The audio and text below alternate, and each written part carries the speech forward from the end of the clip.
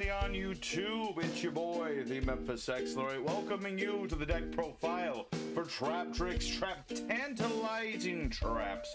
This is my own build of the Traptrix here on the Master Duel, and I've been having some good fun with this. You know, it's a nice little control deck that, despite how old the majority of the archetype is, does amazing work. It does a whole lot of different stuff to just completely shut down the opponent and just run them over without using any, we don't know Omni gates, we don't know floodgates, nothing like that.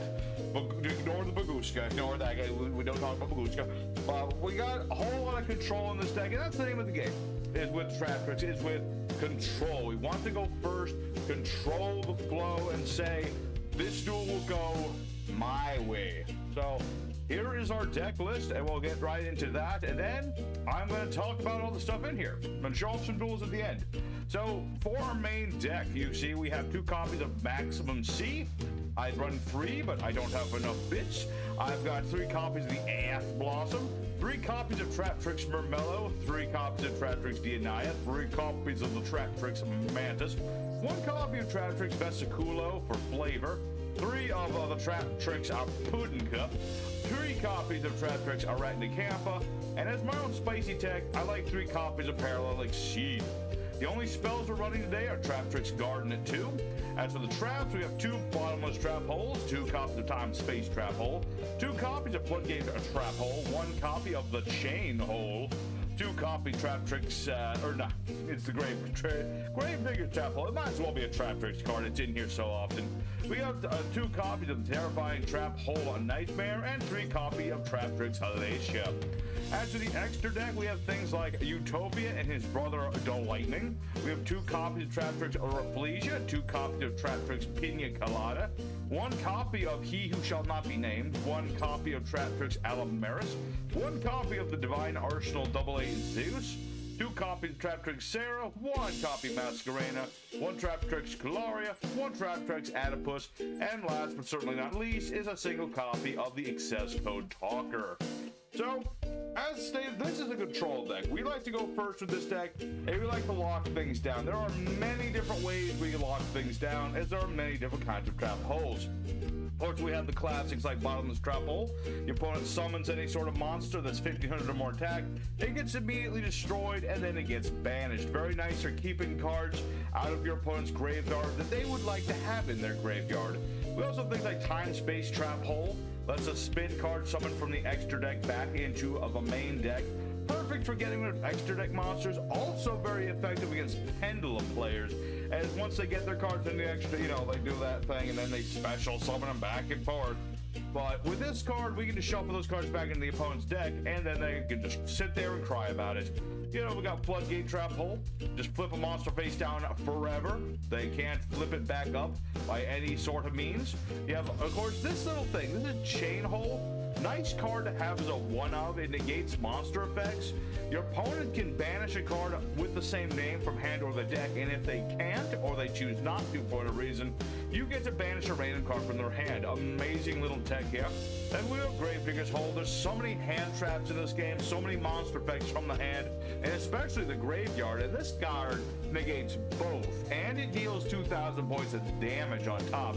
Perfect as a closer, perfect for just stopping your opponent from, Ash Blossoming you or what have you may. It's a very powerful card. We also have the Terrifying Trap Hole Nightmare. Destroys monsters with 2,000 more attack points if they get a special summon. That's a very nice card. And if you have a whole normal trap in the grave while you also have this card activating, you can banish a monster in your opponent's grave. Again, just a nice little thing to clear out your opponent's monsters, stop their flow, interrupt their progress, and also deny them the grave. And last but certainly not least in the trap lineup, oh my lord, Hellacia. This card is amazing. It's a normal trap. You can play it the turn it's set by ditching any of your trap holes, which is one of the reasons we play so many 2-ofs, is that we never feel like we're losing too much of a thing, because we always have a spare. And you can summon out Hellacia as a trap monster.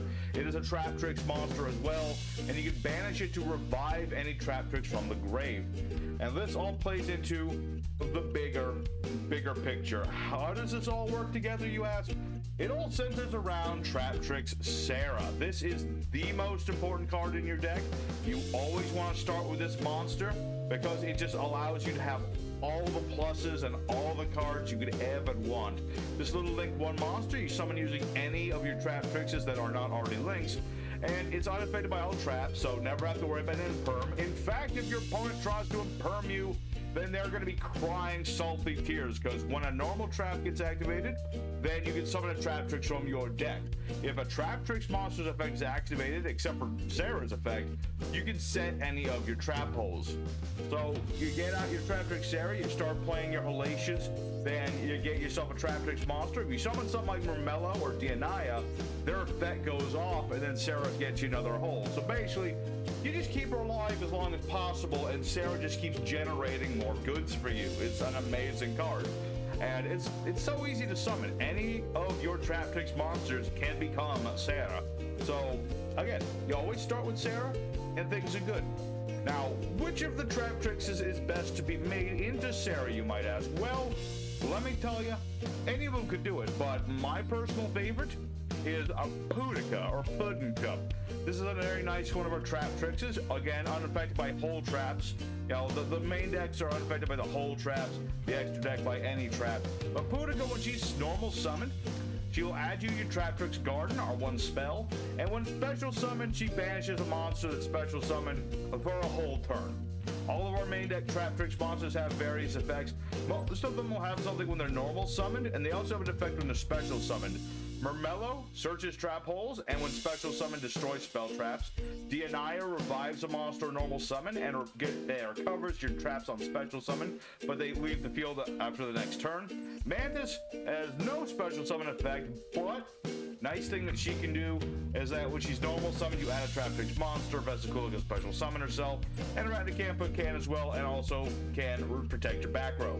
But let's get back to Pudica, because I'm a little off track there, but it's okay. Pudica, normal summon, get your garden. The garden is a very nice spell card, and then you link off for Pudica into Sarah and get your play started. What does the garden do, you ask? It gives you additional normal summons, which is very good in an archetype where you have things like Dianaya. But it also protects all of your monsters once per turn by battle, which is something important because a lot of the Traptrix monsters don't have a high attack number except for the extra deck monsters. The rest of them are pretty small, so that little bit of protection is very good. As well, Traptrix Garden can banish a Traptrix to revive another one from the grave or summon one from your hand if you want to just get a different Traptrix into circulation, trigger a certain effect, all the good stuff. And so that's the standard sort of thing. You want to try and start with Pudica as often as humanly possible if you can manage it, because when you get Pudica, things go good, especially when you combine it with a Parallel Exceed. Parallel Exceed is just a really nice little card to have in this deck.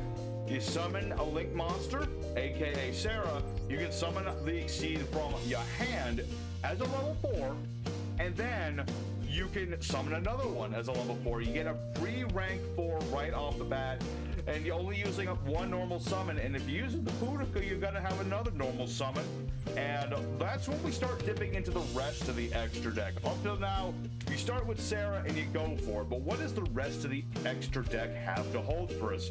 I'll tell you, you got things like Pina Colada, the newest Link or rank 4 monster of the Traptrix variety. What would a Link 4 Traptrix do? Probably end the world, I don't know. But Pina Colada is another monster searcher, again, unaffected by trap cards, and the effect of monsters with the same type as itself, but we'll get into that in a minute. But you can detach materials to add a Traptrix monster from your deck to your hand, aka Sarah, 2 Parallel Exceeds, make Pina Colada. You search Dianaya, Dianaya brings back Pina, go into another rank 4. They're exactly like that. But additionally, Pina Colada has a nice bit of a control effect. You see, if one of your opponent's monsters goes to the grave or gets banished because of a card effect of yours, you can attach that monster to Pina Colada as a material. Case in point that if you say your opponent summons out, I don't know, Molten Behemoth, let's say, no, Behemoth's too small. They summon Zexal Unicorn Spear. Just let's hang with me. They summon Unicorn Spear while you have Pina Colada and your bottomless trap hole. You bottomless this unicorn. You can then attach this unicorn to Pina Colada, and then Pina Colada is immune to all beast monsters effects so long as she has this material on her. It's a nice monster to keep on the board as long as possible, searching out all your cards, as well as just being a really annoying thorn in your opponent's side. Of course, you can't play Traptrix without mentioning the OG boss monster, the girl who started the whole thing, and that is Rafflesia. Now, Rafflesia, again, unaffected by trap effects, well, it has materials on it, mind you. Well, it has that materials. But Rafflesia is amazing. She protects all your Traptrixes from battle and by card effect destruction, so long as she happens to be around. She doesn't have that materials to keep this effect up, but so long as she's on the board, all your monsters can't be destroyed by battle, can't be destroyed by card effects. So you want to make Rafflesia as soon as possible. You want to summon her as soon as possible and keep her around, because she'll keep you around. Additionally, though, Rafflesia has an even more potent power, and that is that when your opponent does stuff and you have a trap in your deck, that you know it's in your deck. You can't play out of your deck normally, but with Rafflesia you can, because Rafflesia can attach materials from herself in order to activate any trap hole from your deck. It's once per turn, but it's still, you can use any of the traps in your deck that you happen to need. So if you, for whatever reason, don't draw the trap you already want, then yeah, you can do whatever you want with it. You just do it with any of the traps in your deck. And that's why Rafflesia, you summon her as quickly as possible, because it counts as a trap effect, counts as Rafflesia's effect. It happens to go inside with Sarah. So, you know, you go for Rafflesia, and you can control the board in whatever way you see fit. You see fit however you want it. So, those are the main 3 extra deck monsters, but of course we have more than that. Traptrix are very good as a toolbox for their extra deck. The only thing holding them back is like limited space in the extra deck. You know, some people like to play 3 Sarah. I normally would, but 2 is really good for me, at least, because if you need 3 Sarah, then that usually means bad things are happening to you, and you're probably gonna lose anyway.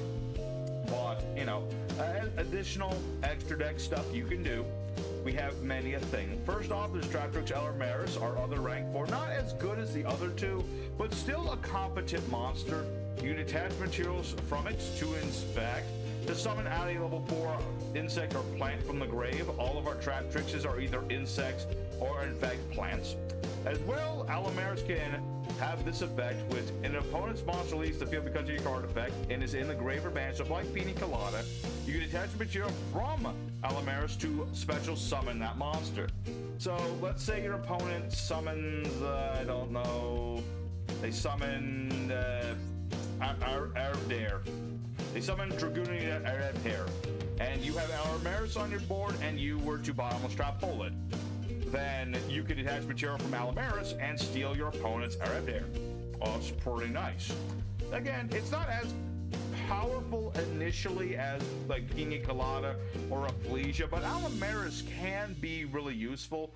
So when you get into like the monster hands that this deck could potentially make, it is possible to make Sarah plus Rafflesia plus Pina Colada plus Alamaris. It's not easy to do, but it is something you can do. So, and for these reasons, we play one Alamaris, and that's usually just fine. As well, we have that, but we're not going to talk about it. But we also have things like Utopia Light. Now, this is more of an old school tech, more of a me choice.